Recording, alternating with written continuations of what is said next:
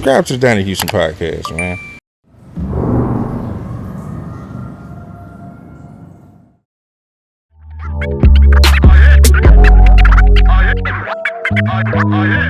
Yeah, man, it's going down. It's Donnie Houston podcast. I am Donnie Houston. Check it out, man. This is another one of them episodes, man, that I really enjoy and look forward to. One of these conversations I look forward to, man. Today's guest is a DJ, a legendary DJ. When you talk about legendary DJs in the city of Houston, you talk about movements like the Madd Hatta Morning Show. And you know, we love 97.9, the Box alumni, you know what I'm saying? He's the General, Rob G. What's going down, What's up, Donnie? How you doing, bro? What's going down, man? That legendary, man, you know, it's just... You gotta just take it, bro. You gotta just take it. You gotta take it. You know, you don't see yourself in a certain way. And then, man, I was reading, somebody asked me to do a bio for an event. So, you know, so when you're writing everything out, does that weird you out when you got to do that? Because I don't really, to me, it's like, man, I got to talk about myself. Yeah, it did kind of weird me out. But then, you know, you start looking at stuff like, I was on the Madd Hatta Morning Show from 2004, where it was just my full-time gig, from 2004 to 2020. And it was only a 2-year break from when I did Boom. So for 16 years, the better part of 16 years, I was the morning show mixer. And somebody brought it up to me that no one has ever DJ'd on the morning show on 97.9 The Box that long ever. And I'm like, damn, that's me? That's mine? Wow. That's you, bro. That's you, bro. Legendary tenure, man. And you talking about, you know, being on the morning show in Houston was like, you talking about 04, like, bro, this is right on the cusp of Houston, like, you know, going on the big stage, man. Yeah, that's the big breakthrough with Slim and Paul and Mike Jones and Flip and all that. Yeah, man, it's a trip. Right. And how long has it been now since you've been away? You say 2020, right? Yeah, 2020. So 4 years. Yeah. But you at KTSU now? Yeah, I'm at KTSU now. So you know, 2020 came around, COVID hit everybody. April, it was around this time in April 2020 when you know, a lot of businesses had to make a decision, and Radio One was no different. They furloughed a bunch of us, you know, non-essentials. So non-essentials. So you had you know, me and GT and High C and Walter, and Mike, you know, all the mixers. We were pretty much gone. I wasn't full time anymore, and so we were sitting out there like everybody else, man, sitting there. And then Beyonce's birthday, September 4th, is when the Boom, when the Vibe started at KTSU. So it's a subsidiary of KTSU. And Hatter was the content director there. And he said, hey, man, you know, anybody might be interested? And I said, I might do a show for you. I ain't think you're going to call me. And he said, wait, so do you think that when he asked you that, he was just asking you on some general, or really kind of asking you like, hey, man, you know, the opportunity is, he asked me because he knew the money wasn't strong. And he asked me on for real, like, do I know anybody that might want to do it? Because really, Hatter didn't want nobody on the Vibe. If Hatter could have had it his way, he'd have just been programming and it'd have been no jocks on there. No shit. Yeah, he didn't want no jocks. So eventually he hired me for the morning, Amir Diamond for afternoon, and Michelle McKnight for the evening. And his thought process was, they know what they're doing. I ain't got to micromanage them. And that was his whole thing. Was that the thing? Was that his reasoning for maybe not wanting to do personalities? Like, I don't want to have to manage anybody like that. That's one of the main things. Hatter, man, that's my boy. I love him. Hatter though is, he believes you should be doing your job, and he shouldn't have to tell you to do your job. And if he got to stand over you and be a taskmaster, then why I got you? I agree, but I agree though. It's not wrong. It's not wrong. You know, some people just don't like his, you know, the way he had a straight up, man. That's it. And I don't think a lot of people can't handle. But truth. that's why I fuck with that though. Right. A lot of people can't handle that truth, that straight truth, no chaser that he's offering up. And but no, man, that's my guy. That's one of my. I never would have thought it would happen, you know, because when I moved down here in '95, when I got out the Navy, I'm like everybody else. I'm listening to the morning show, and I'm listening to. He wasn't even on the morning show yet. He was on afternoons. He was on afternoons, right? So I was listening to him on there with Scorpio, on there, Shilly Wade, Jimbo, and I was listening to Hatter and J Mac in the afternoons. So I'm like everybody else, listening to him. So then when I finally got an opportunity to work with him, it threw me off, man. I ain't gonna lie. Yeah. You kind of have an interesting journey though, because like you said, I got out the Navy. I'm listening to 97.9. Talk about just from the beginning and how you even got to that place. You in the Navy too? No. Oh, I'm saying you just said that. You said that. No, I went in the Navy. No, I went in the Navy. I couldn't fuck with it. One of my best friends, shout out my boy Isaac, man. I remember when he went to the Navy, we were probably like 20. He had a kid. Yeah. And he was like, man, I'm finna go to the Navy. I'm like, shit, bro. You better than me. Son, right? Yeah. Oh man. That part of the story. Were you doing music prior to the Navy? Like, what was your life prior to that? Okay, so I started DJing when I was 15. When I was 15 years old. And it all started because I graduated from Skyline High School in Dallas. And every year, at the beginning of the year, they used to have this big thing called the Bash. And the Bash was kind of like a welcoming party for the freshmen, incoming freshmen. And then also, everybody come back from the summer. So different pockets of the school. And this is when the school was, one of the largest in the country. It was like at the time, it was like one of the third largest in the country. And we would have one pocket of the school have like a country and western band, another pocket of the school have a rock and roll band, they have a DJ, and then they had this other group called Centurion. And the Centurion used to play like Prince and Michael Jackson covers. And I still remember the dudes because they my guys. Eric Lockett, Ronald Jones, Richard Gardner, Kenny Crumpton, and they were the world's greatest high school band, unequivocally. Parachute pants, Jerry curls, all the girls loved them, and I was sitting there as a freshman just enamored, like, damn, I want to be like them. So me and my boy, John Dill, Elvis Moore, we said, we're going to start a band. We're going to start us a band, bro. We're going to be just like Centurion, because they were like juniors and seniors. They're going to be out of here. We freshmen. We're going to take over. It's going to be ours. We're going to run this thing for 4 years. We got together next weekend. What do you play? I thought you played something. That's what I'm saying. You say band. What type of band we talking about? Like, right. We going to really, guitars, keyboards, drums, the whole nine, and nobody could play nothing. Neither one of us got any musical acumen. And so that dear dream was deferred. So we said, all right, well, maybe we'll DJ. This is the beginning of the school year. So this is like September. We make no moves to do anything DJ related. None. Oh, no, you ain't got no turntables. You still just talking about we gonna DJ. We just talking. We're just talking. No movement.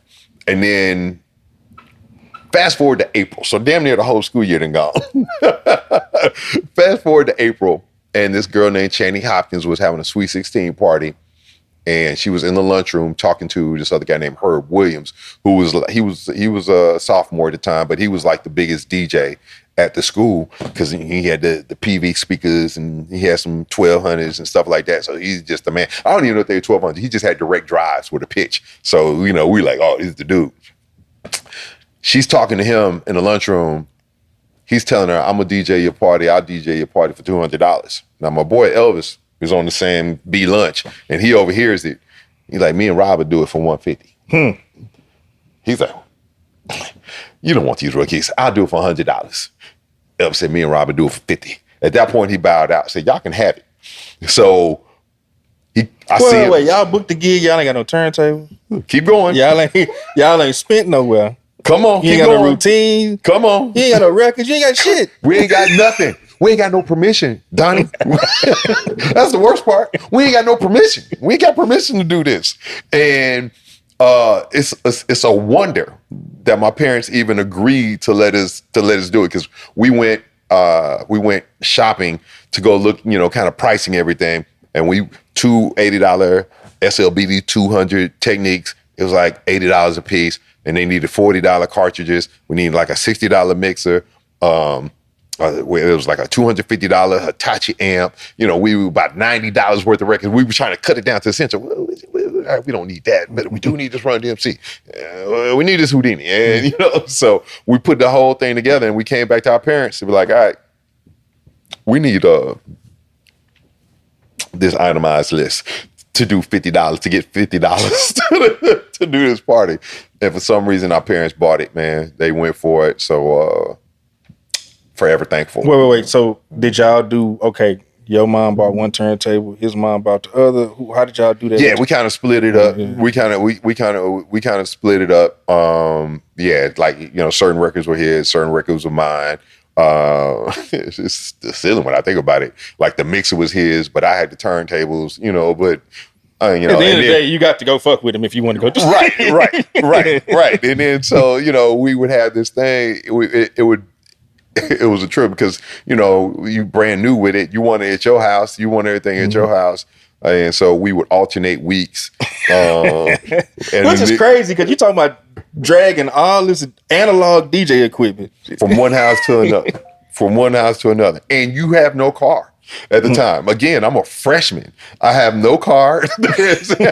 I gotta, hey mom, can I go get my stuff over here at Elvis' house? Or, Elvis, man, tell your mama to bring the stuff over here. It's just ridiculous when I think about it. But kids, man. Kids. But it worked out. So I started DJing in high school. And so first gig, actually the very first party we did was the night before. My sister, Tammy, was turning, I was 15. She was turning 14 on that Sunday. Her birthday was May 4th. So this party was on May the 2nd. Was Tammy. We did Tammy's party, my sister's party. Wait, you have a younger sister 1 year younger than you? Yeah. But then you said you have somebody else that's like 15 years?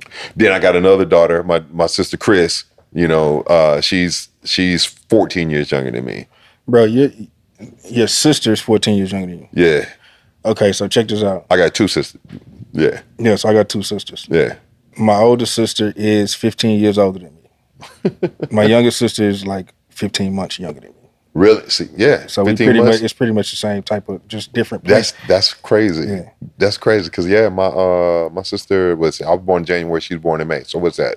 That's almost in that same range. Yeah. 5 months. Yeah. Because I'm in September. My 12. Sister's in January, so it's like 6 month diff, 7 month, whatever. She's January. She's in January. Yeah. She's January 86. I'm September 84. January 10th. January 6th, Capricorn love, baby. All right. Oh, well, yeah, okay. Well, and that's my best friend. So, yeah. So I was doing that party for my sister. That was our first test run. My mom had one of her friends come over and set everything up. We know what we're doing. And so he came over, set everything up, wrote us out some diagrams. All right, this red goes into this red input, this white goes into the white input, and set everything up. And then the next night we had the big party for Channing. We rented some speakers. We trying to rent it on this little 250 watt Hitachi amp. And we playing this song by Sky called No Music. And go, we don't need no music, because all we want to do is sing and dance and party down and play Akazu. One more time. We don't need no music, because anything shuts. And we sitting there Spider-Man-ing. Did you shut it off? What happened? What's going on here? Thinking we trying to run these big ass speakers on this one little 50 watt amp, and it's a wonder anybody ever hired us again. I mean, when it cooled down, we had to turn it down a little bit. Turn it up some more. Yeah, we can't. We can't do that. And but it's a wonder anybody ever hired us again, because we were both in Jack and Jill, so we ended up getting all the Jack and Jill parties. Then my boy Eric Lockett, his dad was a principal at Zumwalt Middle School, so he would hire us to do, because he was like, I ain't gonna pay Eric and his band, I'll just pay y'all boys. So I was like, oh, we'll take it. So that's how it all came to be. And then I went to Hampton. My mom wouldn't let me take my turntables. That's how I got in the radio, because my mom wouldn't let me take my turntables. She's like, you don't get up there, you're gonna have too much fun. She's like, no. And so I had to go where the turntables were, and it was WHOV. And I got up there, and it's funny, as I was listening to watching your interview with Funky Larry, and he was talking about he said W-R-A, W-R, and he had to learn to say R. You had the enunciation issues as well? I I had almost the same thing. I did my first break on WHOV, and it was jazz, and I hated jazz at the time, man. So I'm just looking for the longest records I can find. I'm like, WHOV FM, Hampton's own voice, and, that Robert. I went to General and just said whatever I said. Like you said, like Larry said, that big red light came on, and the phone comes in there. The phone comes on. I answer the phone. It's Mr. Render. He was over the department, Frank Render, and he's like, "I need you to sound like you're from nowhere." I was like, "Huh? What does that mean?" He said, "All that country, whatever. I need you to sound like you are general American. That if they were to ask where you're from, no one can pick it out." And so I learned that from Mr. Render, how to flush out the hearers and bars and rock nows and all that. So you had that twang, like you had that shit on you. It was crazy because because I initially grew up in Detroit. I was born in New York. But I lived there till I was like 3 or 4 years old. My parents got divorced. So you have no real memories of I got no real memories of it, even though I got buddies of mine like, "Yo, Rob, your first water was New York water. Your first air water was New York air. You're a New Yorker."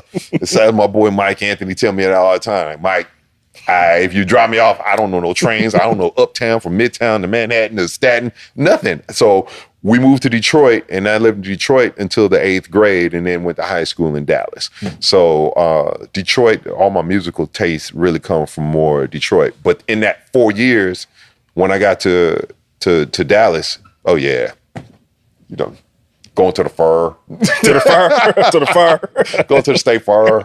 This is a fire. What's going on? So Mr. Render flushed all that out. He's like, gotta go. So that's how I ended up getting in radio, because my mom wouldn't let me turn. She wouldn't let me bring them. She wouldn't let me bring them turntables at all. And then I got up there to Hampton. I was having too much fun, even without the turntables. Got kicked out. They got some good looking women out there. The whole reason I went is because my Uncle Jay graduated from there like 9 years before me. I get up there and somebody said it was a 16-to-1 girl guy ratio. That's all I needed to hear. I saw the water all placid and beautiful. I said, "Hey, I'm going nowhere. I ain't putting in no application to Our Lady of the Lakes. Get the hell out of here." I know where I want to be. I'm going. I knew it 13. I knew it 13. So I got up there, and then like I said, got to messing around. My mom and dad said they weren't gonna fund what my mom liked to call a pizza and pussy party. And pizza and pussy. This is fucking funny. That's what they told you. That's what my mom said. She said, "I'm not funding that. You gotta go. You don't come back here to work. You don't go into service. You're gonna do something. But you're not gonna be up here." So are you just fucking off, or you failing out and all this shit? Oh, I'm academic rotation. I'm messing up. I'm having fun because I was up there. I was up there for 2 years, and I did all right like the first year. Then I tried to pledge, and our line got taken away. What'd you go for? Alpha. I was going Alpha, and then our line got taken away for some B. We were underground, so that was a whole nother thing. Man, they tried to get me to go underground, man, in college, because at Sam, what I was trying to do wasn't there, and I was like, "Nah, I'm not." Right. For said reasons. Right. Yeah. Right. So I messed up, and I got pulled out. They pulled me out of there at the end of my sophomore year, and but my mom at this point said, "All right, I can have an opportunity to go back," because I got pulled out twice. So I got pulled out in the 2 years. So I went the first 2 years. I did decent my freshman year. Sophomore year, trash, because that's when I was trying to pledge. And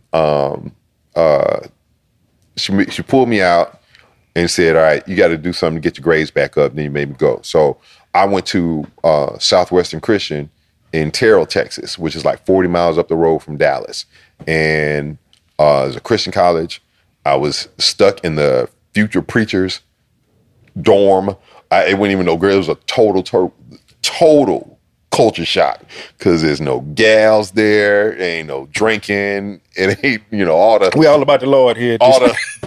Pizza and pussy was not there, Doc. Everybody calling you Doc. What's going on, Doc? Everybody calling you Doc, man. I was like, oh, I had nothing to do but stay. I made a 3.6 and got out of Dodge. It got me back to Hampton.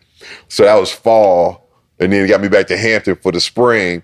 And then when I get up there for the spring, it was like the welcome back tour. And I flunked out again. So that's when my mom was like, all right, Navy it is, you know. So I went to the Navy for 4 years. And when I got out, my cousin, it was about time for me to get out. My cousin Mark sold me this dream. Man, come to Houston. We'll do this. Wait. What years were you in the Navy? 91 to 95. Is that like Desert Storm time? And That was Desert Storm time. I was Desert Storm. So I got all the badges and all that kind of stuff like that. You know, it was not, but the great thing about it was one of the best times of my life. I met some of my best friends. My boy Reggie Lewis, Stephon Craddock, and Keith Newby. Shout out to y'all. And Brian Washington. I don't want to forget you, B. Wash. And then my boy Jody, R.I.P. Gonzalez. But it was one of the best times of my life. It was one of the best times. But then I probably would have stayed. I had a girlfriend at the time. And I in the Navy with you, or she was back here. And so I wanted to be all in love and be back here with her and all that kind of stuff like that. And me and my niggas, we say, why do fools fall in love, man? Yeah. And so I was going to, I got out basically because, you know, I wanted to be in love with her. And then my grandmother was getting older and they were going to station me in Atsugi, Japan. And I'd already been to Italy, stationed over there for a little bit. And I figured, man, no, I'm trying to come home and be stateside. And I asked to go to Norfolk. The one place nobody asked to go. I was like, all right, just send me to Norfolk or San Diego or Jacksonville. And that's why they call it a dream sheet. Anybody in the service will know. A dream sheet is just that. It's just a dream. The Navy is not going to send you anywhere you want to. It is total dream. Dream. I said, just send me stateside, to Norfolk, San Diego, the big ones, the hubs. We're going to send you to Atsugi, Japan on the USS America. And I was like, nope, no, you're not. I'm out. And so I got out. My cousin had sold me this dream. We'd be some millionaires. We designed websites and did debt arbitration and all that kind of stuff. And so I jumped out April. Yeah, my anniversary is coming up, April 21st, 95. Yep, it's coming up. Oh, so you come back to the H? I moved here. In the middle of the Rockets getting ready to win that second championship. Right in the middle of that, man. And that was great. It was great. And we lived at the Atrium right there off of Braeswood. Ooh, yeah, I've heard many stories about that Atrium back in the day. Tell you something. And I was just messing with this guy about it because at the Atrium, you know, this for you old school folks, when everybody didn't just have a phone, they used to have a phone bank in the elevator and it connected to an outside line. So there used to be one kid in there all the time. He'd just be on the phone talking, handling his business, and then it'd be like, you come in there, like, where you going, man? 5? And he hitting the floor. Where you going? 7? It was like, he's like a damn concierge. It was Lil Keke. Get the fuck out of here. It was Lil Keke. Lil Keke lived in the building. Fat Pat lived in the building. I ain't know these dudes at the time. I knew who Scarface was, but Face lived in there at the time. So yeah, this is before Lil Keke, Don't Mess with Texas comes out, but it was Keke, and I mess with him all the time about it. Does he remember that? Yeah, he remember. He'll tell you. He remember being there in the elevator. All right, where you going? 5. Then after a while, he just knew. Ding, I got you. This is funny. Yeah. So he was my first artist that I probably met here in Houston. And like I said, I didn't even know at the time. He was just a dude in the elevator. He was just a dude in the elevator. What about Fat Pat though? Because I mean, Fat Pat had a little bit more skin in the game. Well, see, now you remember, I'm you coming. Yeah. I'm coming from out of the country, so I don't know who he is. And I don't really realize who Fat Pat was until after his death. And then you see the videos of him rhyming in the in the different apartments and stuff like that. And I'm like, wait a minute, a recognized dude, and so that's how I realized I didn't know who he was till after he passed. I remember seeing him around too, like 3, but he and Keke were cool. So that he might have just been over there kicking with him. So. That's crazy. Okay, yeah. So okay, what are you coming back and doing when you get back to the H? Like you back in Houston? Get back. I moved down here And like I said, he's talking about designing websites, my cousin, and well, really dead arbitration. Things aren't going well. We're not making any money. So this $1 million pipe dream that he had is like, no, it's not happening. So he said, yo, why don't you go sell cars to funnel money back into our business? Because we had an office at the Post Oak, like everybody else. And then we moved over there to Arena Towers. Everybody had a Pen and Pixel, Schwab House. Everybody had an office over there. So we had an office over there at Arena Towers. But like I said, we wasn't making no money. The lease was like, I still remember, it was like $2,100 a month. And we'd always seem like we coming up $1,800 short. We ain't got shit, man. We ain't got nothing. So one of my partners, Vin Wynn, he was like, yo, man, you can come sell cars. And he said, you ain't really got to sell. All I need you to do is just go out there and work the lot like a little broad on Hillcroft, and you just bring the people to me. And he would break me off. So, I'm making $500 a week. He couldn't tell me nothing. I was like, all right, I just run out there on the lot. And then one day, Vin wasn't there. And then I had to learn how to sell cars on my own. So at first I was a runner. Then learned the craft, was selling used cars, and eventually, I forgot how I met Carl Poston. But Carl Poston was one of the big sports agents at the time, and Carl and his team, they had Penny Hardaway, Charles Woodson, Orlando Pace. Tackle for the Rams. They had all these guys on their roster. And so this guy, Jeff, they had signed this guy, Honeycutt. I can't even remember his first name.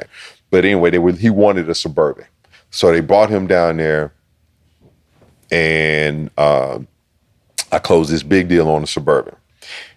And after I closed that big deal on him, then they brought another guy, and then it became all the sports guys came to me. Now,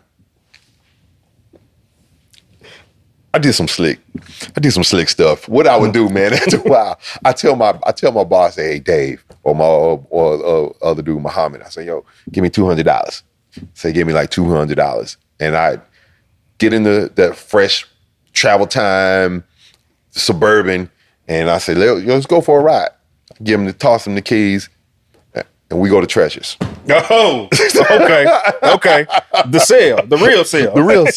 We go to Treasures. And we just go in there, I'm taking their money, buying drinks, get them a couple dances, and then, get a girl or two to come out and see oh, that's nice, oh my God. Now he's taking mental ownership. He's like, I gotta have this thing now. And then we get back, we sign the deal, and wait. This is some genius shit though. What made you think to even say, man, you know what? I'm finna finesse the game like this. I needed the money, Donnie. I needed the money. Desperate times call for desperate messages. Yeah. I needed the money.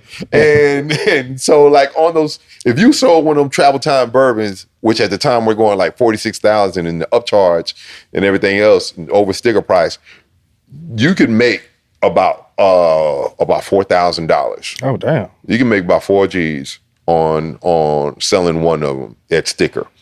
And I was like, gotta be a way. Gotta be a way. So I'm doing that, doing back and forth.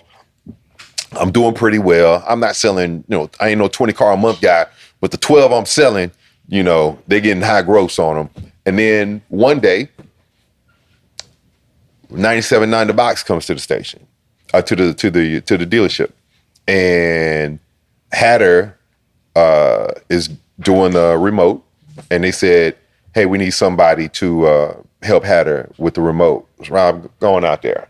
Oh, we got these Camaros, we got these bourbons, come get you a Malibu, That's the big body Impala, that's that's that time. That's that time. It's that 97, that 98 big body Impala before they shrunk it down. Everybody wanted that Impala. So I'm setting everybody up with that. And then, like I said, talking to Hatter, doing the remote. And after we recorded it, and then they ran it back on the radio, And I hear myself, and I'm like, damn, you suck. You shouldn't be doing this. You shouldn't be selling cars. You need to be back on the radio. And you know, Wait, so you not DJing on the side or nothing at this time? I'm DJing on the side, but I'm not having like a lot of gigs. I don't have a lot of gigs. You know, I'm friends of mine who are like in Jack and Jill stuff coming up. I'm doing their wedding. There's a lot of weddings. There's a lot of weddings in there. And then, but the way I got put on down here was hating on Steve Nice. Steve Nice. Steve Nice. Steve Nice is the way I got put on down here. I was hating on him because my boy Mike, again, the New Yorker, you know, he'd see me in the house practicing all the time. You know, dudes just coming through playing Madden, and I'm just DJing while they playing Madden and everything else. And so he's like, man, you just as good as these other cats. Who's this Steve Nice guy? This Steve Nice, he's doing everything. He's on the mornings, he's on the afternoons, he's doing the parties. Let's go see what he's really all about. Let's go see what Steve's really had. So he was doing this thing at the roof on Richmond, and we pull up, we walking in, I see a dude bringing in some records, and he sees me. I'm like, I'll elbow my boy. That's him. I think that's Steve. Steve looks at me like he heard me. And then he goes, Robert Gamble used to ride bus 621 with Brian Davis and Robert Guy and Canara, and he started calling all from my Dallas. friends. Yeah, but see, I ain't know he was from Dallas. I didn't know he was from Dallas at the time. And he calling out my whole friends, my whole life, and everywhere I used to sit on the bus and all this. Like, yeah. I'm, you know, Steve Mignon. Y'all the same age, or y'all were just in school around the same time? He's 2 years behind me. Steve is 2 years behind me. So he was a freshman when I was a junior, and he only went to Skyline, and he only went to my high school that freshman year. Then he ended up going to Carter, winning the state championship, and then on them Carter boys. But luckily he wasn't involved. Steve was a nerd, so he didn't get involved in none of the Shim Sham. Word to JQ. But yeah, Steve, he was like, man, I remember when you used to do parties at the Armory and this and that and other. He said, man, why don't y'all come on this side, man? Y'all come on me, I'll get you a beer. And all of a sudden now, this dude here is like my best friend. All of a sudden, I came in. You were there to knock him. I went in there to straight, dude. Don, I was going in there to fold my arms and harumph the entire time. I was going, I wouldn't have done that. Yeah. And I'm not naturally a hater, but my boy had pumped me up so much. I just felt like I had to do it. I had to do it. It's not in me, but God knows that day it was all that there. day you wanted to spot. I wanted to come in here. Oh, Spidey, he's not that good. Nah, you call that a scratch? Nah. And Steve took me up under the. Wait, so you spent with him that night? I didn't spend with him, but he knew. He had seen me. So he was like, yo, man, you know, a lot of times I need somebody to open up for me because I don't get off the air till 10 o'clock. They be want me at 9. So if you can get over there and do the first hour, then we can work something out that way. And the first club that I did with him was this place called Voodoo Lounge in Shepherd Plaza. And the way it worked was GT would come in and DJ from like 9 to 9:30 because G had to be on the air from 10 to 1. Mm-hmm. Steve got off at 10 o'clock. So I would fill the little gap between GT getting back to the station, Steve getting back to the party. So I DJ normally from like 9:30 to about 10:15, and then Steve would be right there. GT would come, like do the last half hour. We were getting $200, 75, 75, and 50. And you couldn't tell me nothing. I was leaving. Wait. Yeah, I just registered. Y'all was getting 200 for the three of y'all? For the three. Shout out to Dan. Dan, I ain't gonna say your last name, but you know you was dead wrong. Boy, I ain't gonna blame you. They do it so dirty sometimes. They doing it so dirty. But I was happy, man. I was happy. It's the opportunity, right? Early in the game, it doesn't matter. You're not thinking about this. I'm just happy that, I just thought about it a little bit because I was leaving. You got to remind you, I'm selling cars. You making 4K? If I knock off a good Suburban, I'm making a 4K, man. At the very bare minimum, I'm making, and that's on one deal. At the very bare minimum, I was making about $3,500 a month, and I was happy with that. I was good. But I was. He talking about 3,500 in the 90s. Hey man, Yeah. you doing all right? Yeah. Single, no kids. Yeah, No you kids. all right. Yeah. I'm good. I'm in an apartment. I'm splitting the rent. So yeah, I wasn't mad. But I would have to leave the dealership. I could be sitting in the middle of a deal that's going to pay me $4,000, but I'm racing out to go get this 50. I'm like, hey, Chauncey, come over here, man. Finish up with them, man. I gotta get over there to I gotta get over there to Richmond, to the Richmond Plaza. Yeah. And so that's how that. But that's a testament within itself, though, that 50 was able to pull you from this to. I mean, it was just kind of like that's where you're supposed to be. It did, and then that kind of opened up the door for me to kind of do other things. I would like I said, I opened up for Steve or GT if there was some other spot, or my other boy DJ Illegal. Who helped me out a lot.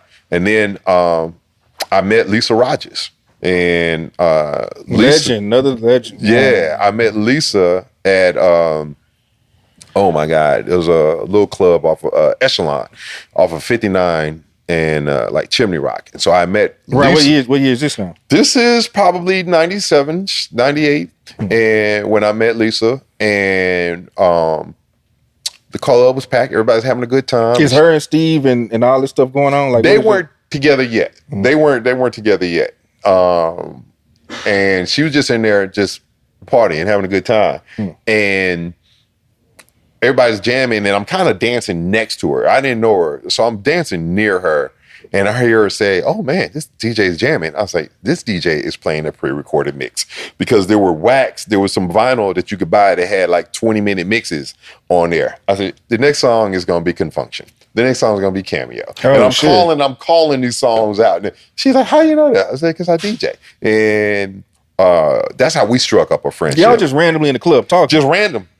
Just random. Is she a club goer? Or is she was a club goer, but I think she had done some promotion, and Lisa was married at the time. She had her 2 kids, and she was married at the time. She wasn't really doing anything big or party wise. Okay, that's what I was saying when I was saying her and Steve. Like, I don't know the origins of like all the party stuff, like how they started. So I didn't know if that was they hadn't really teamed up yet, and we get to talking, exchange numbers, but Lisa knows everybody, and everybody knew her. And eventually, she and my other friend that was from Dallas named Brian Grandison, they formed a company called Elite Entertainment. And so they were doing, some guy had hired, I think it was Blaine Bishop or something like that, one of them dudes for the Oilers. They hired Lisa to put together a back to camp party. And so she got me on board to DJ. And just from that interaction right there. From that interaction, like I said, we got cool, we got to talking, and then we got to talking. I ended up eventually introducing her to my boy Brian, and then it all kind of came from there. And me and Lisa got cool. She's the one gave me, like, say, my first kind of like that party was like a big deal. The going back to camp party for the Oilers. So that was probably like my first big time event down here. And this is after the thing with Ag and TSU and all that? So Ag and TSU. That yes. So what he's bringing up, my aunt was trying to help me put in the game. My aunt, Vanya Gamble. She was Gamble, man. I didn't realize how many people I didn't know you had a relationship with her. She really looked out for me, bro. I've heard Marcus D. Wiley say the same thing. I've heard so many people, Ag, GT, High C, later, he came up later. But they were having some spring event, and she needed a DJ, and I guess Steve and GT and Ag and all them, because they were the TSU DJs at the time. They wanted to charge her way more than she wanted to get, and so she just threw out there, "I have Robbie come do it," which pissed off Ag and all the rest of them. Who's this Robbie guy? Who's what? So I bring my little stuff out. I'm thinking I'm just DJing, and I look over in the cut. Harumphing.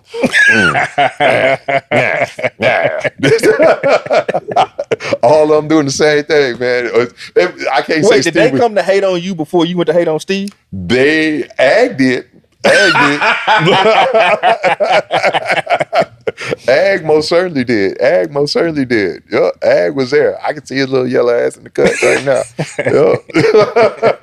Ag there right in front of Jones Hall. Yeah. But yeah. So moving forward, you give Lisa Elite Entertainment. Yeah, we do the Elite Entertainment thing, and then so she started hiring me on for different events. Are these clubs or these are just like parties? Just parties. Like they used to have this one big party at the Inova building. I don't even know if you remember now. This is the real first one I remember with Steve Rogers. That was big. The Inova building is right there at Greenway Plaza, right behind the Mercedes-Benz dealership. It's an office building. And Steve would rent out the entire space, and Steve would hire every DJ. It would be me, Ag Blast, High C, GT, all of us. And we all had our different little pocket of the Inova building. It was genius. It was like, all right, forget a club. We're going to have this one big night. We're pulling everybody. I think T. Gray. I mean, everybody. I don't even. So y'all just doing different rooms. We all different rooms. We all bring our own setup, and we all up in different rooms. And that's kind of like the first thing I remember Steve doing with Lisa. That's kind of one of the first ones I remember. And then eventually that moved to M Bar, and M Bar. So Lisa and Steve hired me. I was the first one to open up the M Bar for them. So I was doing that on there with them. But by this time, I'm on the radio. Is the M Bar the greatest H-Town club of all time? If it's not top 5, gotcha. If it's not, E, what you think, E? It's up there, man. M Bar is one of the greatest, man. M Bar, that was a great time, man. That was a great time. Phoenix and Simpers and Vision and all kind of stuff like that. Yeah. Visions, I remember being like, I'm pretty sure Visions was 21 and up. And I remember being like 18, 19 and like sneaking in with my boys in there. Really? Yeah, man. I used to be hella young. I remember that. And that was the thing. Like, man, I'm in Visions. You know what I'm saying? Yeah. Super Bowl weekend, man. Yeah, It's going down, it was man. big, man. Yeah. It was big. It was huge. And it was a great time. But I had got on the radio like 2 years before, 2002. So yeah, all this time you got in mind, you've like 97, 98, I'm opening up for Steve at different spots. And then eventually I get my own first night was at, and it's been encapitalized in songs at Max's on Sunday night and Power Up. When they said that was me. I was like, I felt so big. Even though they say my name, I got a shout out. No, you were at Max's? I was at Max's. At With Max's Ed on Mishaw? Sunday night. Yeah, with Ed Mishaw. That's the and first Dale person Jessa. to put me give me a DJ, like a club DJ job. You know what I'm saying? Yeah. That was my first one because I would do Saturday nights with Steve, and T. Gray was doing Friday, and the Saturdays and Fridays got so big they decided to keep going and doing Sunday. Steve had Jamaica or something like that, and so I had my own. So they gave me the whole thing. RP Cola, shout out to my man RP. RP opened up, and then I would close on Sunday nights over there at Max's. 2000 on Augusta. Yeah. That's how that okay. happened. When do you finally say, all right, I'm done with the cars? You know what I'm saying? That was Christmas of 1999. Christmas fell on a Saturday that year. So the dealership was closed. And they wanted us to come to work on Sunday though. They're like, yeah, we close on Saturday, but y'all coming in on Sunday. Coming to work on no damn Sunday. So It was Christmas yesterday. y'all tripping, man. The Cowboys on, man. I ain't going to work. And so I stay home. I watch the Cowboy game. Monday comes around. What, you just stay at the crib or you call in? I ain't calling. I ain't calling. Monday comes around. Damn, I ain't going to work. Man, they going. Now I got to deal with They this. got to Yeah. deal with it, man. They gonna eat me up. I ain't going in there today. Keep it going. We gonna keep it going. that Sunday turned into Tuesday, turned into Wednesday. Yeah, you gotta ride it out at that point. And Yeah. here we are 24 years later. I never went back. I never called. Wait. That was it. That was it. No conversation, nothing. No conversation. The only thing I had to do, I had a demo. I had a blazer that they gave me because I was on top salesman. So I had a blazer they would give me as a demo. And one night I just took it up to the dealership, left the key. I dropped it off the key, and then Were they calling for it? They ain't call for it. I just gave it up. I just knew. No, I take that back. You're right, they did. Somebody did call for it. And that's why I just took it up there and dropped it off. But I never had a conversation with nobody. Sorry, John Cole. My bad. Sorry, Lee Kimmick. My bad. You had things to do, man. That's one thing. The funny thing is we cool now. Me and they still in the car business, and we all still cool though. But yeah, I never went back. I just didn't want to face the music. And I was out. I was just doing parties. Like First Friday parties and stuff like that. I would just pick up a little gig, open up for Steve. And I did that for 3 years. And then, about 2001, Blaster asked me if I would do some mixes for Club Magic, on mini discs. So to help out he and Ad, because they had so much going on. They were on the plane and all that kind of stuff like that. So to help them out, could I do some mix? So I'm doing these mixes for free, for nothing. But when I would come drop them off, I get to get in there and sit in there with Funky Larry. So Funky Larry was just cool. He'd sit there and I just watch him work. And I just be in there like a little kid, just enamored and watching him do his thing. And he taught me how to, complete a thought. And he was teaching me without teaching me, But I sat there and watched him for like 2 years. And I got on the box because Steve Nice took a job at K104 in Dallas in May of 2002. And I went up there with him for the interview. He got the gig. And I remember I was sitting in the lobby while he was doing the interview. And I'm just kind of waiting. And then when he comes out, he's like, well, I'll be moving home. I was like, damn. I was like, just like that. And he showed me how much. Did he want to go back to Dallas? He wanted to go back to Dallas. I don't necessarily know that he wanted to, but the box wasn't paying them any money. They were just giving them part-time money. They offered him a full-time salary with insurance. And his son was like middle school at the time. So he wanted to come up, his mom and his son was staying with his mother. So he wanted to come up, be with his family. Plus he was making way more money. But this opened up opportunity for me to get on the box. I thought, because they would, like the next thing that happened was like a Labor Day weekend. And they brought in me, Good Grief, and B Swift to like be the guest mixers. So I'm doing a little guest mix. They don't hire nobody. 4th of July comes around, same thing. They're doing a little guest mix, so they bring us all up in there again. But they hire Grief, and I'm pissed. I am pissed. I'm like, love you, Grief, but I was mad. I feel like, man, they took the token white boy. And even though Grief is dope. Grief dope, man. Grief is dope. Even though Grief is dope, but I was like, no, they're taking him because he's white. And isn't that Here come the hate again. It was hate. And so I said, that's the only reason why, man. And I'm just mad. Like, damn the box, man. I'm like all the rest of them. Man, the box, play my stuff, all them cats. So September comes around, and then they call me up again. Like, hey, you mind coming up and mix? I was like, why? Y'all just hired him, man. Yeah, he good. Y'all. It's like, nah. Grief is quitting.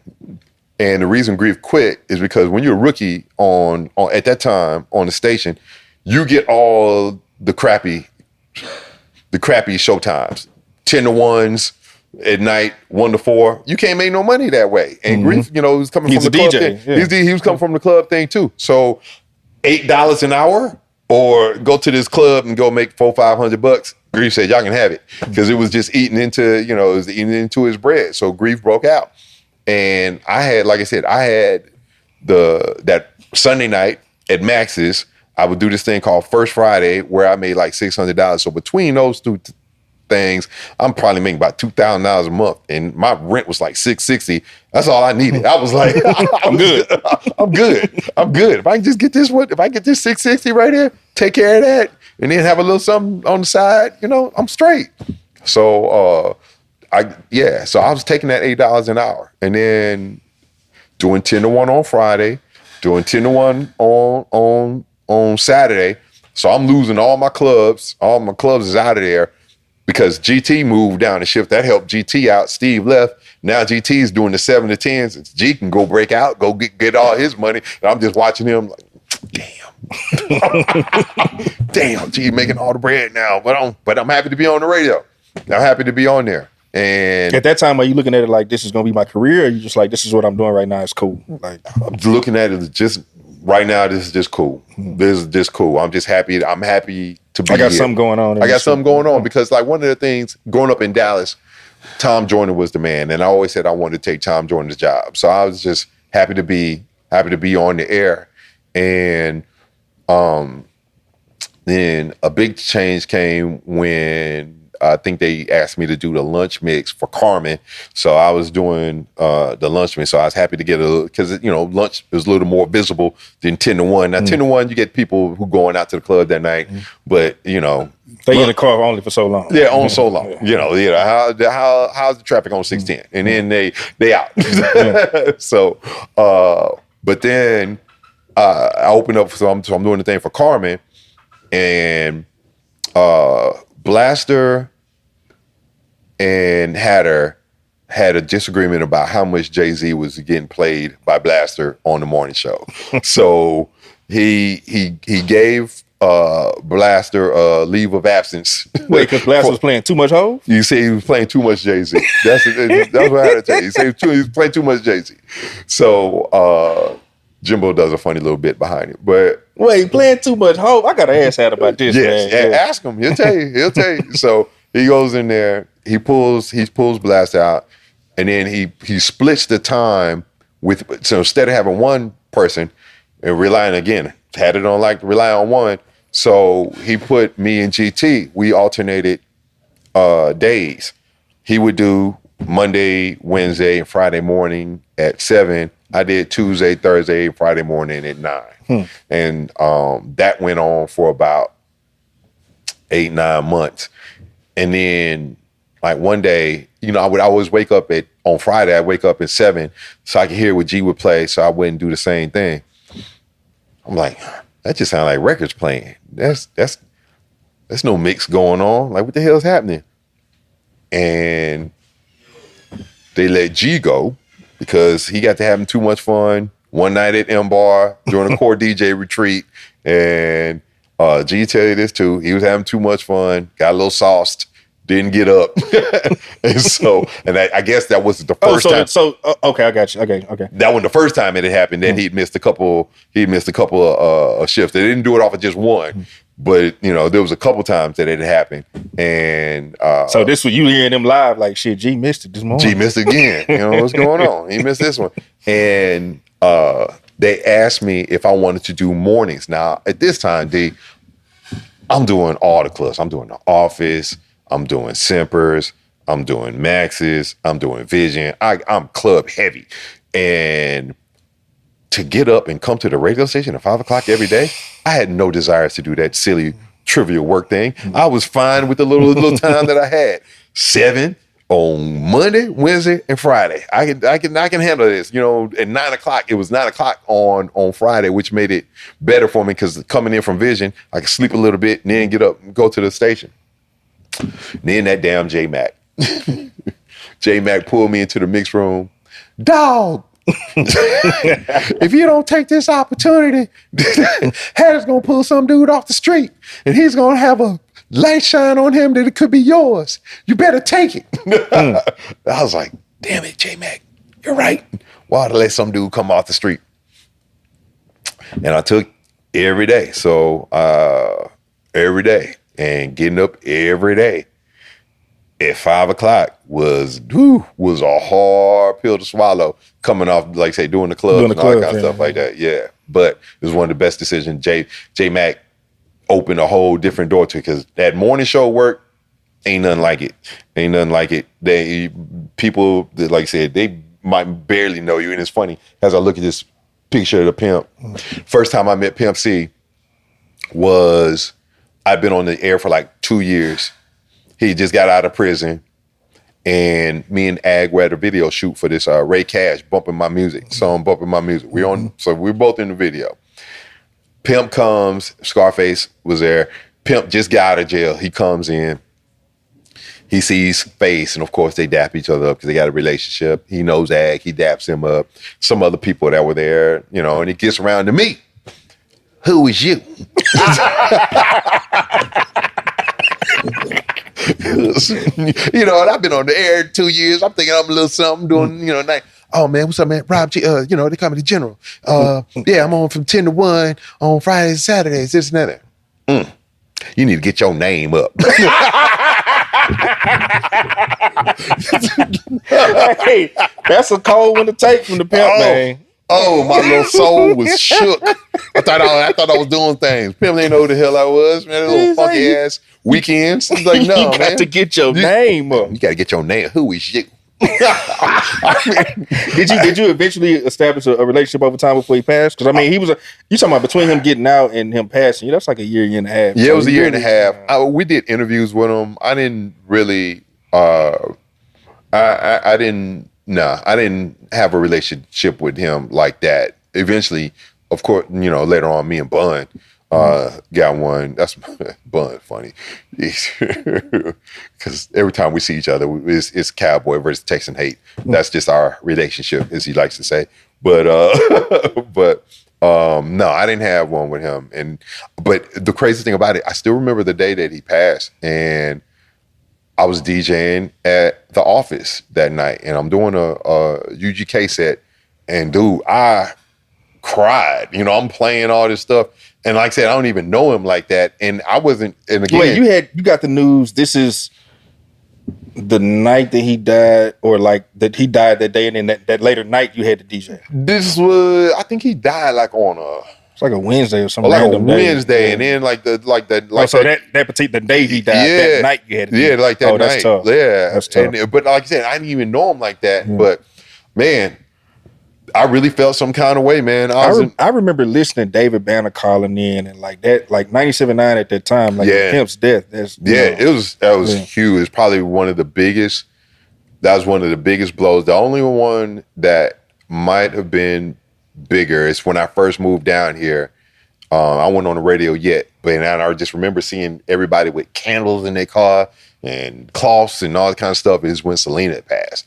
So Selena had passed when I first got down here. And then the other big one I remember was when me and Steve, we were at Max's, and this is when everybody had two-way pagers. And so it's one night, it's just on. You've been there, where the club, everybody's just on, everything's just working. The bottle service is right, the drinks is flowing right, the music is great, and you got people who just got good energy and everything's just on point. And everybody just started the people who had two-way pages, they just kind of looking at stuff, and you could feel the mood shifting. And I ain't had no two-way, but Steve did, and he looked, and it was the night Aaliyah passed. Oh. And it just crushed. Yeah, it was a Saturday night. Yeah, it was a Saturday night. Yeah. So it just kind of, for the people who knew, it kind of killed it for them. And then I remember one girl coming up to me, play Rock the Boat, because Aaliyah just died. I'm like, man, and that song, it wasn't a hit at the time. The album had just come out like, we are not going to be the purveyor of this bad news to everybody. Not tonight. Not tonight, even though they knew. But yeah, that was a wild time to Pimp. Get your name up. Get your name up. And that's what happened on the morning show, though. But that's what happened, and it was because the Mac pushed me there. And you said you had introduced me to Rob G the General. When did you adapt that? Did that come from the Navy background, or like the General actually came from, because Navy is that's more some armor shit. That's some Army shit, right? Army is it's Army, but the General came from really my ROTC days back in high school, and there was a guy and this guy called Uncle Jam's Army. His name was General Jeff, and I thought the G was dope. And then my little thing I incorporated was Rob G, and the G stands for from Fred G. Stanford on Sanford and Son. So I got like a Beyonce drop, you know. She said, the G stand for give me a holler, boy. You know, so I would do all these little, you know, the G stands for this. Pimp had obviously heard of none of these things. And it mattered not. This is hilarious, man. I done sold cars. I done got my number out. Gee, what you mean? I thought I was. I done got my name up. Oh, man. You should have seen the disdain in his face. You need to get your name up. Oh, my God. So I'd have been crushed. Nigga. Oh, man. I could almost see Ag point. Slow motion. Scarface. God, soul crushing. Man, you got no tissue around here, man? Nah. That is hilarious. That's some shit you never forget, though. No. I'm not scarred by that at all. Yeah. No, not at all. I'm healed completely. As he sits over my shoulder. What you mean? I was a general, man. Yeah. Get your name up. But then, you know, getting on there with Hatter, and then in the morning show and Jimbo. How did y'all prep for those? Because everything, it was just ran so well when y'all was doing that. Man, some things were prep, some things were just off the cuff. You know, if the Rockets won, then Jimbo would come up with a good, funny little song. Or if they lost, then, you know, it's so hard to say goodbye, and he'd play, you know, whatever. So certain things we kind of we knew we would do. And then, you know, Nate had the entertainers there. J Mac would just, you know, want to freestyle against anybody and everybody that came in, and you know, from Jamie Foxx to Common. He just, you know, he was just out of his damn mind. It used to be tight, dog. Them J Mac freestyles, they're legendary for all the wrong reasons. All the wrong reasons. And at first I was just on there to mix. I was just kind of sitting to the side. But Hatter, you know, learned to rely on his team. And Hatter knows what he knows, and he knows what he don't know. And sports at the time, he didn't really care for it. He had other things going on. So every now and again, he let me grab the mic, say a little sports take, like, oh, man, Andre Johnson is coming in. What'd you know about this guy? Oh, blah, blah, blah, blah, blah, you know. And so I kind of became like the sports guy a little bit. Then eventually, they let me talk a little bit more, and And then for the mixes, because it just kind of became old, just mixing at 7 o'clock and then 9 o'clock. So it's like, we got to come up with something, a little theme. And so came up with Link the Mix. We do that for prizes and giveaway, or the odd song out. And Sexy Tuesday. we do all these little things. And the funny thing about those things, as Hatter would say, is putting a new pump on some old hoes. It's the same song. Same shit. It's the same songs. Yeah. It's the same song. But if I tell you, I'm gonna play the top 5 songs that make you turn around and go back and get it, you're like, well, I want to hear what said 5 songs are. And so it would increase time spent listening. And so that's how we kind of, one of the things that we did, you know, to ratchet up to number 1 is just putting a little twist on something that's the same. If you just say, okay, mix coming up at 7 o'clock, yeah, I don't care about the mix. Top 5 songs that'll make you cry when you broke up with somebody. Well, but shoot, let me listen to this. Yeah, that'll get me right there. Yeah, that was best 5 Pimp C verses coming up at, you know. So we do little certain things to tease, and he saw where, you know, I had different ideas. And then when the opportunity to came along, when they offered up Boom. That's what I was going to say. I'm sitting here thinking, because I hadn't even, sometimes I'll be doing these interviews and some stuff doesn't really pop up to me until I'm sitting across. And so I'm listening to it and I'm like, man, we were talking about why I got into this earlier in podcasting and all that. And I started thinking, and I interviewed Terry once, and I was telling her that the Boom was my favorite. That was my favorite station at the time. Yeah. And it was not only because it had dope music and more of like, you know, kind of throwback type of feel, but you had these stories. And I specifically remember listening to you and Scarface. Oh, yeah. And because I'm a podcast junkie, like I was listening to him, and I remember him telling us, you know, he was talking about Slab and Smitty and all this stuff in this conversation y'all were having. And I was like, this is the closest thing that I'm listening to like Combat Jack, and it's like it was cool. You know what I'm saying? It was, and then it was here and it was gone. Well, yeah, 2 years, but it was doing what you were doing. See, I think the main thing was my job was to be more of a curator of going, and that's what you're doing. You're archiving these stories from, like Odd Squad and Funky Larry Jones and and guys who never get the chance to tell their story there. So we would do different ones. We call it My Story, My Words, and I would bring Face In or Bun or Keke or Slim, and we do it on their birthday or whatever, or 713 day. But we do a whole interview, and I'd ask them specific questions about specific songs. Tell me about Baller in the Mix, and it would just be like his voice. And so for people who knew and loved them, it was great because they in the story. But for people who didn't know, and what happened, and it's just how you probably learned the Mighty Clouds of Joy and all that, because you was sitting in the car and you didn't have no control over the radio.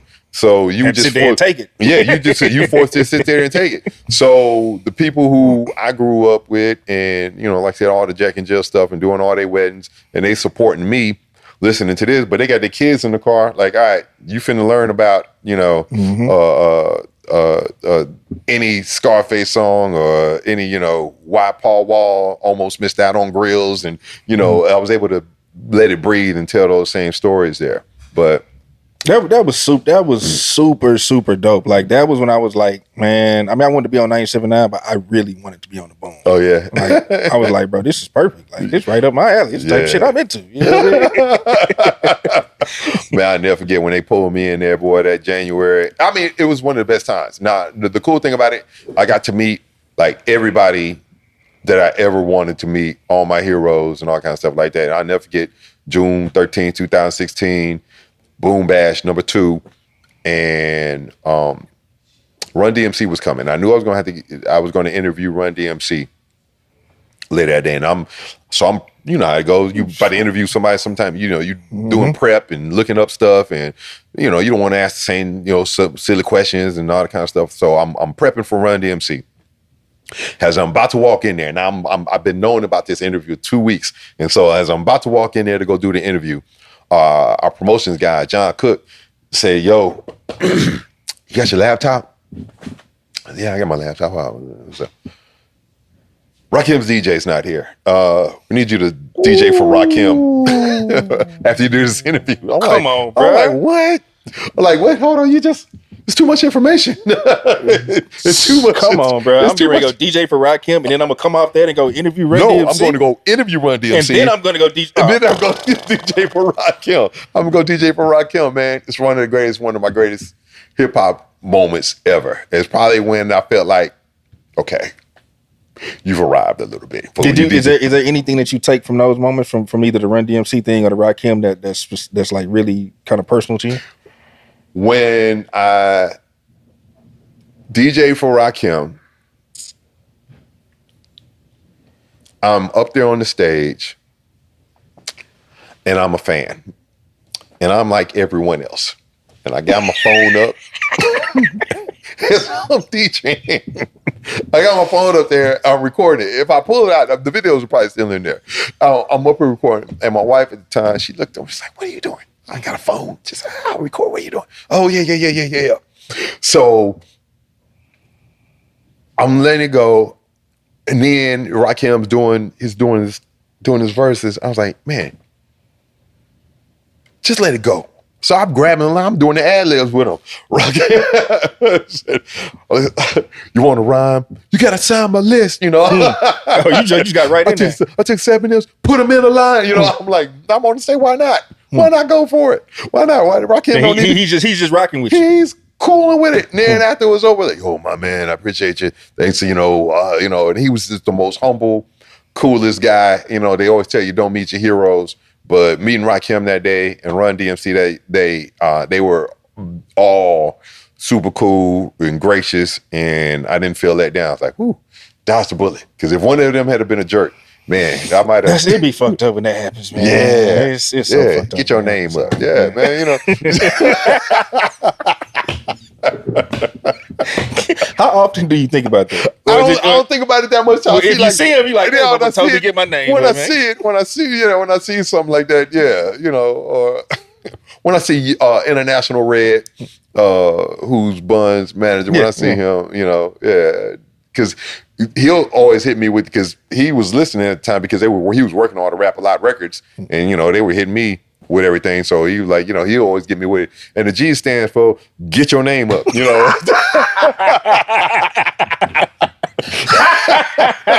That's funny. Yeah, the G stands for get your name up. Get your name up. So yeah, man, it's it's been some funny, cool stuff. Man, what's next? Now I'm working at like I said, KTSU subsidiary called The Vibe, and so this was a program that they started in 2020. It's only app. You can only listen to it on the app, and then Friday nights. Well, at least don't listen to me, because my show comes on 6 to 9. And then Michelle McKnight's at 8 o'clock at night, the signal switches over to The Vibe, and then it goes till 5 in the morning when Chili Bill, or 6 when Chili Bill comes on, switches back over. So I've been there now for 4 years. It's great, getting to work from the crib, came live, love that. Love that part right there. And then my man, Big Tank Thornton, shout out to Big Tank. Big Tank is teaching me how to do music supervision. And music supervision, for those who don't know, every TV show, every movie that you're listening to, somebody's picking the music. Whether it's the Doughboys rolling up in the car and they about to spray the block and they listen to something, or whether it's somebody coming off the elevator and there's a dinner party going on in the apartment, there's some music playing. Somebody had to pick that music for it to be played. And so it's sync licensing, or what they call it, syncing the songs there. So he's teaching me there, how to pick what's a good song. All right, this guy is just lost his mom and he's got to go out there and get revenge, but he's reluctant to do it. What's a good song that would kind of mesh with it? And you don't want to, like he said, he says on the nose. You don't want a song that's too on the nose. You don't want a song, in the background playing, yo, they killed my mom, so I'm finna go get the block, but I'm a little apprehensive. You want to reflect the mood. You want to reflect the mood. Yeah, you want to reflect the mood. So he's teaching me to do that. So that's been going on. I've been doing that now for about 2.5 years. Doing it. Well, I mean, we're not going to downplay this now. Yeah. you did some. You got some placements out there now. Let's talk about it. Well, I've helped pick some songs that have been placed. You have involvement in some of the greatest TV going on right now. Let's just say, man. So the shows that I've worked on are everything in the Power universe. Power had already shut down by the time I met him. But I've worked on Ghost, Raising Kanan, worked on The Shy. He does The Shy. Couple Praise This the movie. There was another movie with Ludacris and Queen Latifah that was on Netflix. I forgot the name of it, but I helped work on that with him. So he's incorporating some great tools where you can have this gray beard and lay in the cut. For sure. Well, man, I appreciate you coming through. I appreciate you, Donnie. Man, I gotta say, what you're doing here, getting all these stories from all the different facets of Houston culture is tremendous. And I know how hard it is, because I had my own podcast, Co-Curator podcast, and it's still up. I haven't actively put anything up on it in quite some time, but it's hard work. A lot of people think you just kind of cracking the mic and you just kind of going. And it's more than that. And to have the setup and the studio, EG back there, doing his magic, it's a lot, and it's a labor of love for you. And I think the true appreciation for it may come many years later. Unfortunately, some of these people gonna have to pass away, and then they're gonna look back and want to hear stories from them, and he'd be like, "Oh, I think Donnie got an interview with him, and you damn done them all. You got them all. So I think that's dope. And then the other part I'm doing too with Steve Rogers now is he's got a Legends Only series. And so he's brought me in to do the interviews for him. But he handles the camera crew and all that kind of stuff, and bringing in the guests. All I got to do is do some just prep, and then ask the questions. You know, it's a lot easier. So I had an opportunity to do Lil Keke on his birthday. The week before that, KRS-One. I never sat down and talked to him. One with Brian Michael Cox, Eddie F, my boy. That's one of the things from the Boom, man, that's been so cool is getting to be really cool. Eddie F, I want to correct with Eddie F because I've been trying to get the Al Be Sure. Like, bro, In Effect Mode, man, that's like when we call Al now. That's like part of my soundtrack. I still have the cassette, the original cassette that my sister bought because here's the deal. We went to the store. I was maybe 3 or 4 years old. This is crazy how I remember this, but this shit really fucking happened. And you can know I'm not lying because you can look up the release dates. We went to the store one night with my family. My sister buys herself Al Be Sure In Effect Mode. Mm-hmm. She buys me Run DMC Tougher Than Leather. Wow. And that was my first hip hop cassette. Whatever those dates are, they had to have been out around the same time. I ain't gonna charge you up like that. I believe you, man. No, charge me up. I don't give a fuck, charge me up. Let's look. Let's see. Al Be Sure. Whatever that release date was in Tougher Than Leather, they were out around the same time. All right. In Effect Mode was released May 3rd, 1988. Mm-hmm. And Run DMC Tougher Than Leather was released May 17th, 1988. I don't do no lying and no capping when it comes to this shit. Let me be very clear. I'm very serious about this music. I love this shit, bro. I remember this. These are the things that made me, bro. And that's what I was telling you. I don't really talk too much, man, and I have to do better about talking about myself. I never talk about I don't think I've given enough of myself for people to like get the real essence of who I am and what I'm about and shit. And because you're curious, and I think that's kind of the same clause. This is weird for me being on the other side. I'm used to asking the questions. I think I sat down with David Settle. That's my boy. Yeah. I sat down with David. That's the only other time I've ever been interviewed. You're number 2. So sitting on the other side of it, it's a trip because like I said, I don't see myself a certain way. I'm still going. I'm just going through life. I'm going through life, man. It just happens that I've fallen off into my passion. My passion has opened so many doors for me and so many different opportunities for me. I've traveled to Mexico and Barbados and all over the world, Canada, and to do all these cool events and cool people like say Eddie F, who, if you may not know, people who don't know, co-founder of Heavy D and the Boys, but he was an executive at LaFace and Uptown. He was on Motown. He was an executive there. Helped usher in Usher.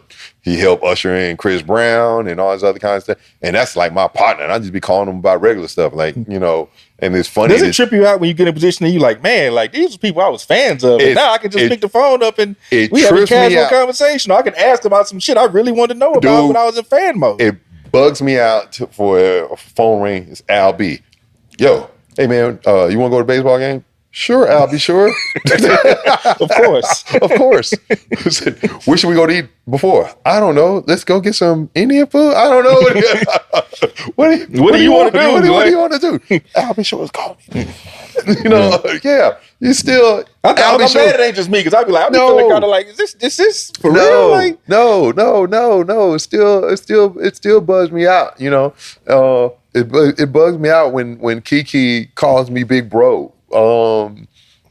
Or when David Banner, shout out to Banner, man. When we'll call each other up and we'll just scream, tatted up from the old school tatted up.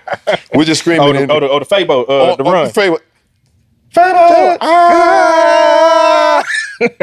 No apparent reason at all. And we will hang up the phone on one another. Let's just see if David Banner is around. Let's just see. I'm just gonna scream at him. I can see.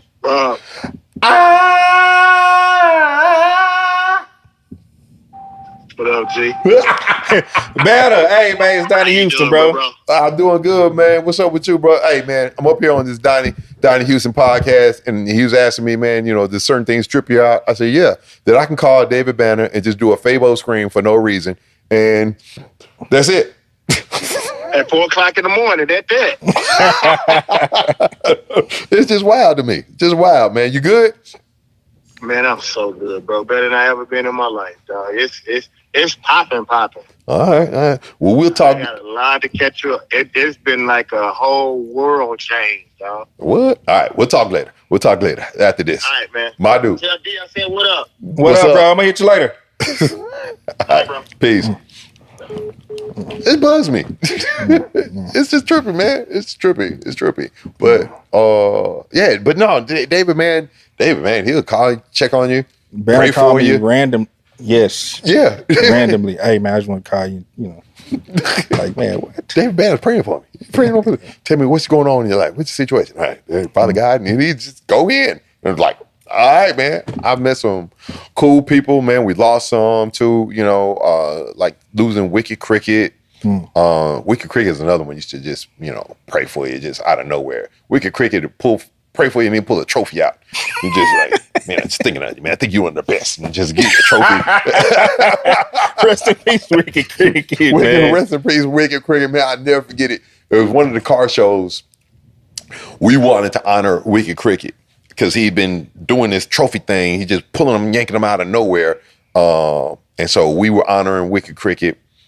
And he takes the trophy and he's like, man, I can't believe it, man. This is great. This is great. And he pulls a trophy out of nowhere and gives it to Hatter. Like, Hatter, I just want to give you one. I was like, this dude here. Does he have a deal with Balfour? What's going on? Wicked had to have a trophy deal somewhere if he was pulling them out like that. Yeah, man. So, but I mean, I done some cool stuff to, hanging out with LaToya Luggett. That's my little sis. Being there at when the kids are born and stuff like that, it's just wild, man. It just trips me out because like a lot of these people, like we really friends, and you don't think that that's going to be a case, but yeah, it's just wild, bro. It's wild. Yeah. That's what's up, man. Well, hey, man, it's been an honor, bro. Man, like I said, I'm honored, man. Thanks for having me sit here and run my trap for 2 hours. How long we did? About an hour and a half. Yeah. I appreciate letting me run my trap, man, for an hour and a half, man. I appreciate it. Oh, who's the greatest DJ of all time? Greatest DJ of all time is Jazzy Jeff. Okay. And you will never remove me. I agree 100%.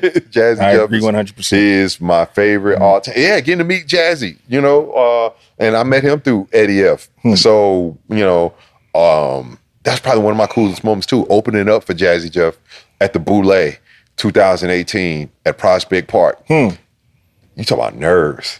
Like, man, Jazzy sitting right there behind you. Like, you already know what he finna do. You know what he finna do. You're like, oh, Lord, what song do I play now?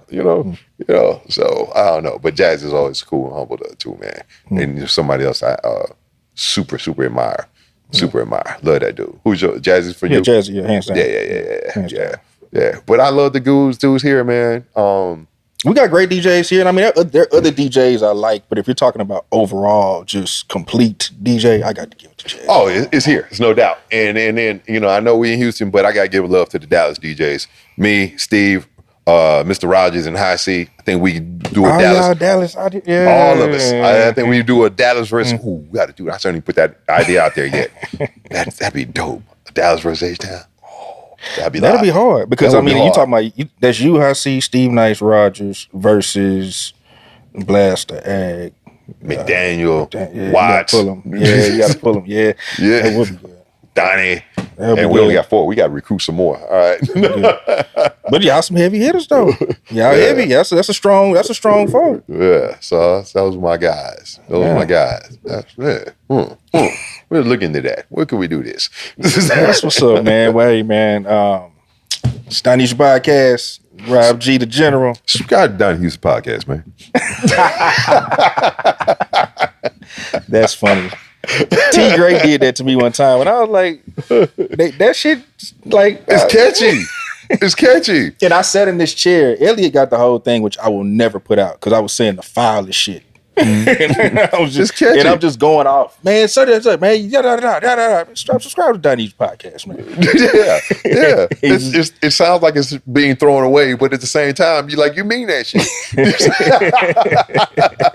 Hey, man, subscribe to Donnie's podcast, Yes, man. Follow Rob in general, man. You following these other stupid ass podcasts, man. Follow, man. Come on, y'all doing, man? Give your boy some love, man. Come on, man. You ain't doing shit. You sitting at home smoking weed, drinking beer. They ain't even from here, man. Come on, man.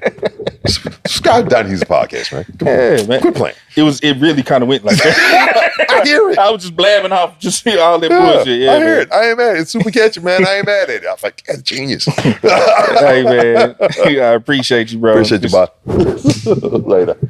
It's another thing too. Before I get out of here. And I'm gonna say this on camera because I was gonna ask you off camera, but I'm gonna just put the pressure on you because Ag told me y'all be getting up, man. It'd be you, him, and Blaster. He told me by the time I think it was you, him, and JQ somewhere. Y'all supposed to be the hot yellow boys. Red hot yellow boys. Red hot yellow boys. You know, man, I'm a light skinned cat too, man. You know what I'm saying? You want to get in the red hot yellow boy? Let me get in there, man. Let me get in there. We probably let you slide in there. Man. Shit. Blast didn't take the invitation, so yeah, we could go for a fourth. Yeah, he's Hollywood boys only, so you know. Yeah, so yeah, we go for a fourth. Yeah, I think I'll put the call in for you. For sure. For sure. Let me know where I need to send my application. Man. We just gotta do paper bag test, and then we good. Hey, we up out of here, man. It's Donnie Houston podcast. I'm Donnie Houston. Rob G the General. Surprise! Subscribe to Donnie's podcast, man. Come on, man. Come on, man. Get off the bullshit, man. Donnie Houston. Subscribe to the Donnie Houston podcast, man.